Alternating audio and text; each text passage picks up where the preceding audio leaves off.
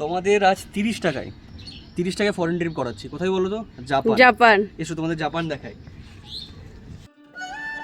কলকাতার জনকোলাহল থেকে একটু নিভৃতে কাটাতে চান আপনার উইকেন্ডটা? সীমাবদ্ধ সময় আর বাজেট ওরিয়েন্টেড পকেট মেনটেন করেও একটু ফরেন ট্রিপের অনুভূতি পেতে চান? চলুন আজ ঘুরে আসি কলকাতার মাঝেই গড়ে ওঠা একটি নিরিবিলি জাপানিজ গার্ডেনে, যেখানে গেলে ভেতরের অ্যাম্বিয়েন্স আপনার মন তো কাড়বেই, সাথে আপনি যদি ছবি তুলতে ভালোবাসেন তাহলে আপনার ফোনের গ্যালারি ভর্তি হওয়ার আশঙ্কাটা বেড়ে যাবে।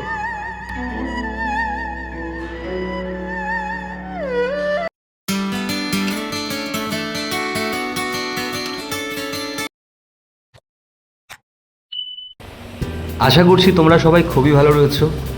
আবারও ওয়েলকাম জানাই তোমাদের আমাদের এই নতুন ভিডিওটিতে। প্রতিবারের মতো এবারও আমরা বেরিয়ে পড়েছি বাইক নিয়ে আমাদের গন্তব্যের উদ্দেশ্যে। চলো বাকি ভিডিওটা দেখতে থাকো আর কমেন্ট করে অবশ্যই জানিও তোমাদের ভিডিওটা কেমন লাগলো।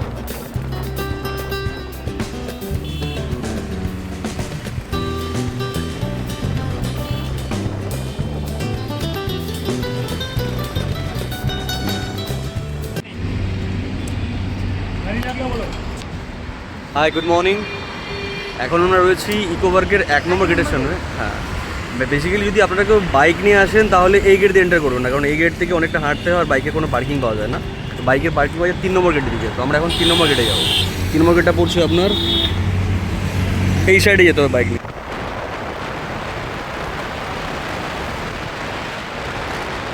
এটা কত নম্বর গেট? এটা 2 নম্বর গেট। এটা হচ্ছে 2 নম্বর গেট। এখানেও বাইকের পার্কিংয়ের কোনো রকম ফেসিলিটি নেই। 3 নম্বর গেটে রয়েছে না?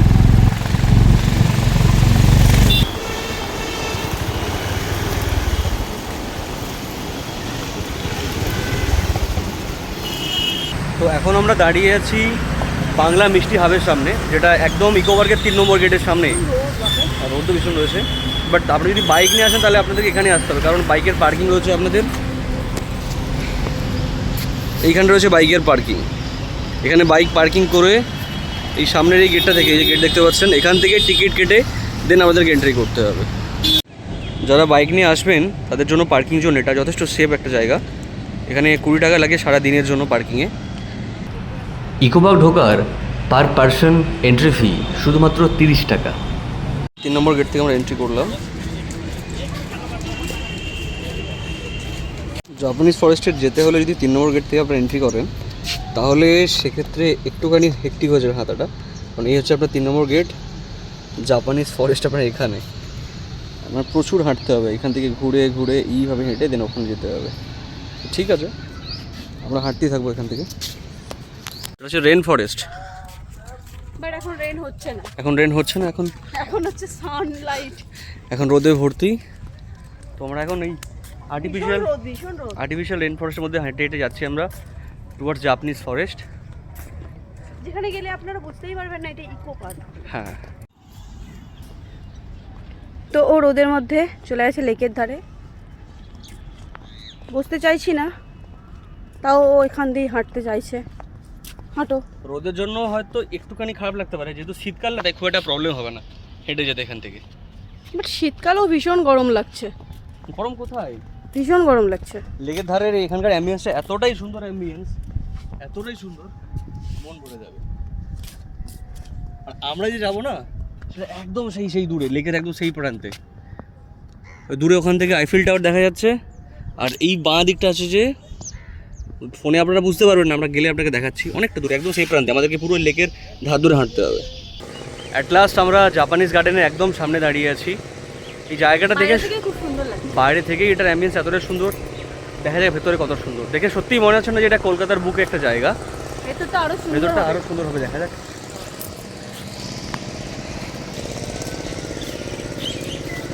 তো এখানে আসলে কোনো এন্ট্রি লাগে না, মানে এখানে পুরো ফ্রি এন্ট্রি। তো এটাই বেশ ভালো লাগলো, যে কোনো টাকা পয়সা দিতে হবে না, ভেতরে ঢুকে ঠিক করে।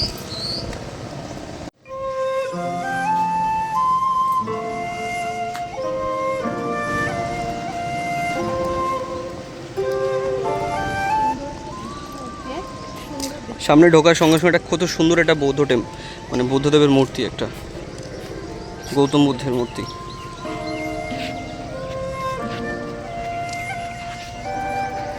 তো আমরা এন্ট্রি করে গেছি এখন জাপানিজ গার্ডেনে।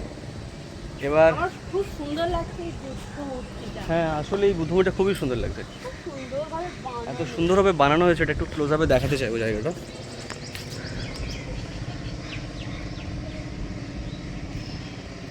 যাওয়া যাক সামনের দিকে। এখান থেকে মেন এন্ট্রি। বাহ বেশ শান্ত জায়গাটা, বেশ শান্ত। এই জায়গাটার অ্যাম্বিয়েন্সটাই আলাদা।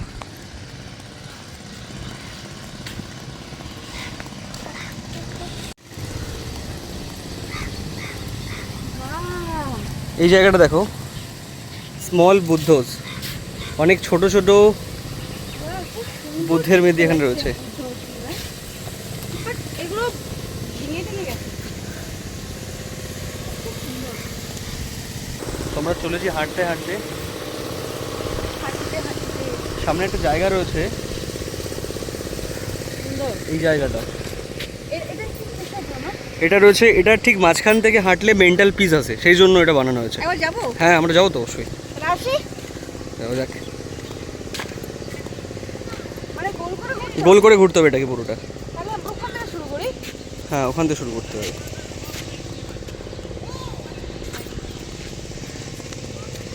কোন দিক থেকে যাবো? এই তো এখান থেকে স্টার্ট করা যায়। তো এটা একটা জাপানিজ রিচুয়াল টাইপ অফ, অনেকে বিশ্বাস করে এটার মধ্যে দিয়ে হাঁটলে নাকি মেন্টাল পিস আসে, মন স্টেবল থাকে, এই জন্য ও এখন হাঁটছে ওইখানে রোদের জন্য।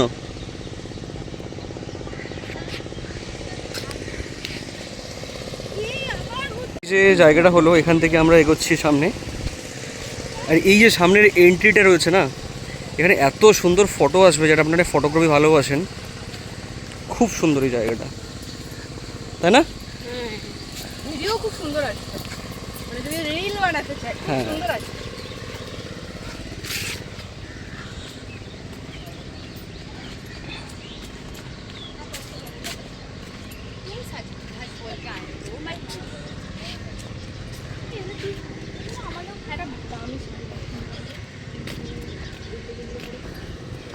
আপনাদের কেমন লাগছে জায়গাটা অবশ্যই জানাবেন। রাত্রিবেলা এখানে খুব সুন্দর লাগবে, লাইটগুলো দেওয়া রয়েছে, রাতের এখানে ব্যাপার রয়েছে, আমি সেটাও দেখাবো এখানে। এই পুরো জায়গাটার অ্যাম্বিয়েন্স বদলে যায়, যখন রাত হয় পুরো বদলে যায়। তো রাত্রির অবধি তো আমরা থাকতে পারবো না। রাতে আমরা থাকবো না, বাট দিনেও এর যথেষ্ট সুন্দর এই জায়গাটা, যথেষ্ট সুন্দর জায়গাটা। আর এই যে মেন চাইনিজ টেম্পলটা, তো চলে এসেছি আমরা জাপানিজ টেম্পলে।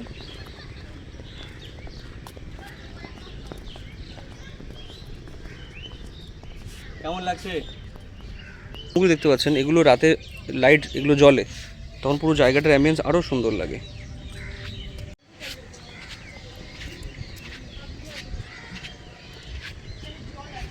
এই জাপানিজ টেম্পলটা রয়েছে একদম জাপানি কারুকার্যে, কিছু সুন্দর সুন্দর স্ট্রাকচার এখানে তৈরি করা হয়েছে।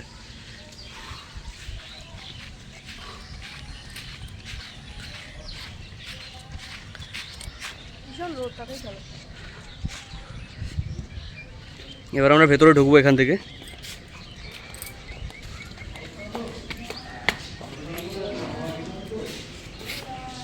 ওয়াও, ভেতরের অ্যাম্বিয়েন্সটা জাস্ট দারুণ, জাস্ট দারুণ, সত্যি ভীষণ সুন্দর এই জাপানিজ টেম্পলটা।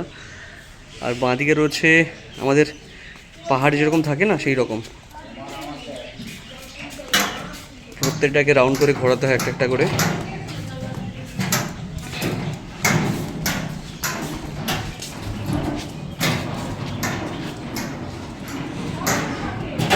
সবগুলো দিয়ে দিয়েছি।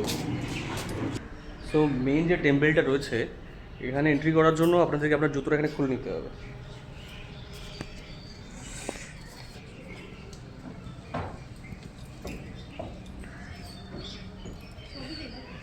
সুন্দর জাপানি স্টাইলে পুরোটাই বানানো রয়েছে, মানে দেখে মনেই হচ্ছে না যে আমরা কলকাতার কোনো একটা জায়গায় রয়েছে।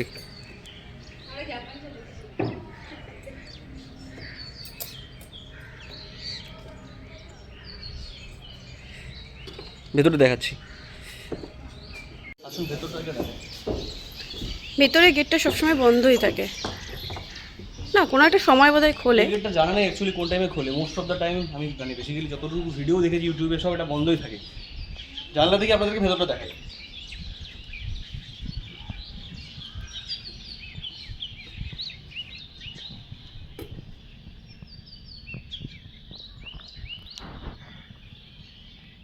ভেতরটা খুব সুন্দরভাবে বানানো হয়েছে।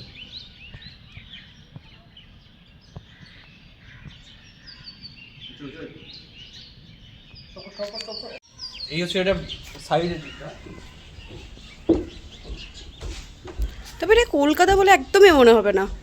অ্যাকচুয়ালি এটাকে পুরোটাকে রাউন্ড করে ঘোরা যাচ্ছে। জায়গাটা কিন্তু খুব সুন্দর, খুবই সুন্দর।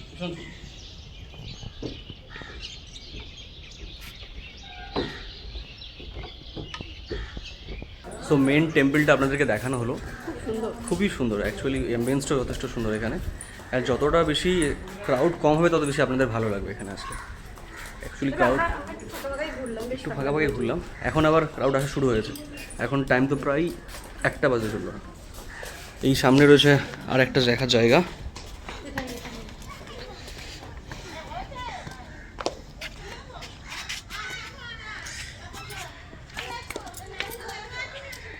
এটা জাপানিজ টেম্পলের আরেকটা সাইড। কি বাবু কেমন লাগছে? ও দৌড়ে পালিয়ে গেছে। এই সামনে এই যে জায়গাটা, এটা আর একটা অ্যাট্রাকশন। এই জায়গাটার নাম হচ্ছে সিরিজ অফ টোরি।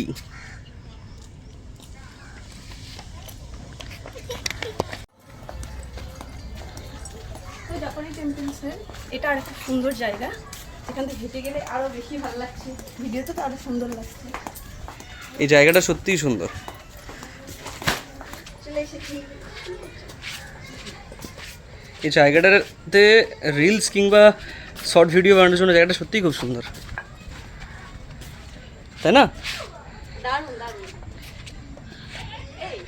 এর পুরো জায়গাটার অ্যাম্বিয়েন্স, হয়তো জায়গাটা খুব ছোট কিন্তু জায়গাটার অ্যাম্বিয়েন্স এতটাই সুন্দর, আপনার মন অবভিয়াসলি কাটবে।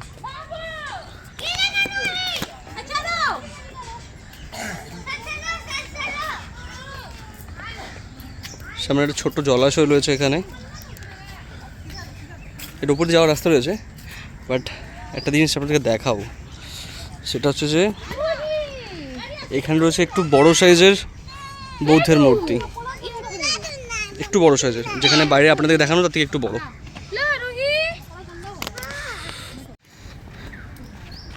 ভেতরে যেতে যেতে এটা এখানকার গার্ডেনের আর একটা অংশ। হ্যাঁ কি গাছ?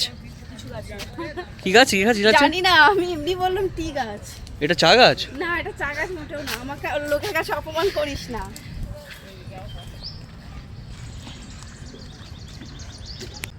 এখানে ও বলছে যে ওইখানে গেলে নাকি সাউন্ডে ইকো হবে।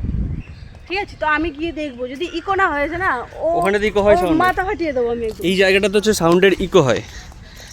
আর যদি না হয়েছে না, দেখা যাক, তারপর দেখা যাক বোঝাবো। কি চ্যালেঞ্জ যেটা দেখা যাক। দাঁড়িয়ে কিছু একটা বল। হ্যালো, হ্যাঁ এখানটা থেকে সেটা লাগা ইকো হচ্ছে?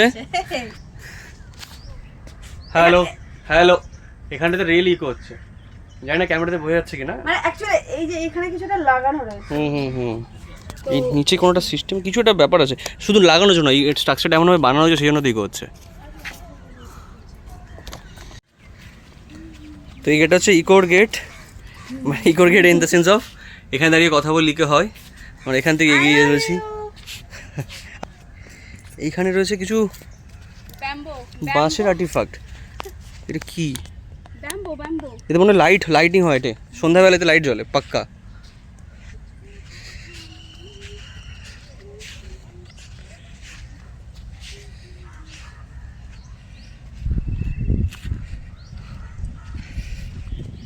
একটা রেস্টুরেন্টও রয়েছে, আপনারা যারা এখানে জাপানিজ কুইজিন টেস্ট করতে চাইবেন, এখানে জাপানিজ রেস্টুরেন্ট রয়েছে, একদম অথেন্টিক জাপানিজ খাবার পাবেন কলকাতায় যতটা বানানো সম্ভব আর কি। সামনে আরেকটা আর্টিফ্যাক্ট রয়েছে, চল। আমার একটু ইচ্ছা ব্যাম্বো, বাম্বু চাইম।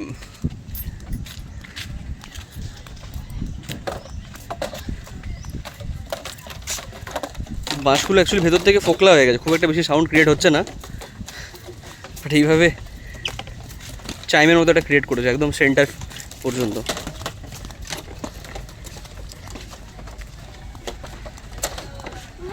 ভালো ঘুরছে কিন্তু।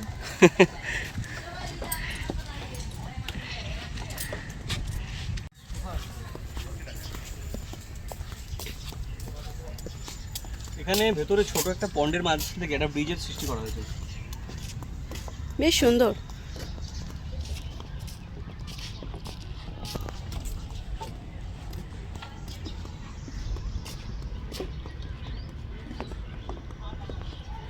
সুন্দর না?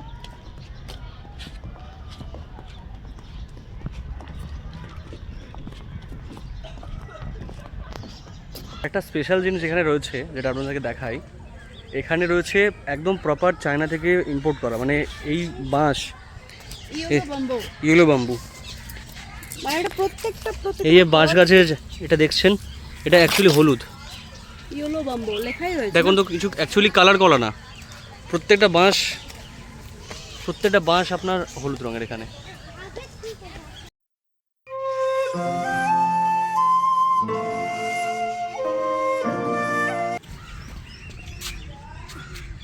টাকায় আমরা কি দেখালাম, জাপান ঘুরে তো 30 দেখালাম। টাকায় আমরা জাপান ঘুরলাম, তোমাদের পুরো জায়গাটা ঘুরে দেখালাম, টেম্পল, জাপানিজ টেম্পল, সারাউন্ডিং যে আইডিয়া তোমাদেরকে দেখালাম। অ্যান্ড তোমাদের কেমন লাগলো অবশ্যই তোমরা কমেন্ট বক্সে জানিও।